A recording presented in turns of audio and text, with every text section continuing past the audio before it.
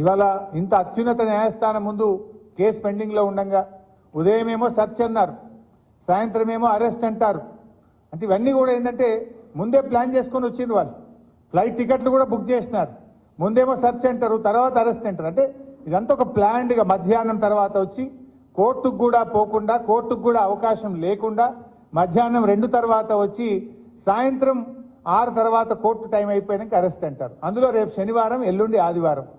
ఇదంతా ఒక రాజకీయ దురుద్దేశంతో రేపు ఎలక్షన్ నోటిఫికేషన్ వస్తే ఇవాళ మా పార్టీ క్యాడర్ను, మా నాయకుడిని డిమోరలైజ్ చేసే ఉద్దేశంతో ఒక పథకం ప్రకారంగా చేస్తా ఉన్నారు. బట్ ఎవరు ఎన్ని చేసినా పోరాటాలు మాకు కొత్త కాదు. ఈ అక్రమ కేసులు, నిర్బంధాలు మాకు కొత్త కాదు. మా పార్టీ పుట్టిందే ఉద్యమాల్లో. తప్పకుండా ఉద్యమిస్తాం, ప్రజాక్షేత్రంలో ఉద్యమిస్తాం, ఈ అక్రమ అరెస్టులకు నిరసనగా ఉద్యమిస్తాం. అదేవిధంగా న్యాయపరంగా కూడా తప్పకుండా పోరాడతాం. న్యాయ వ్యవస్థ మీద మాకు సంపూర్ణమైన విశ్వాసం కూడా ఉంది. రేపు అన్ని నియోజకవర్గ కేంద్రాల్లో కూడా ఎక్కడికక్కడ బీఆర్ఎస్ శ్రేణులు ఈ అక్రమ అరెస్టుకు నిరసనగా పెద్ద ఎత్తున కార్యక్రమాలు చేయాలని చెప్పి కూడా ఈరోజు పార్టీ పిలుపునిస్తా ఉంది.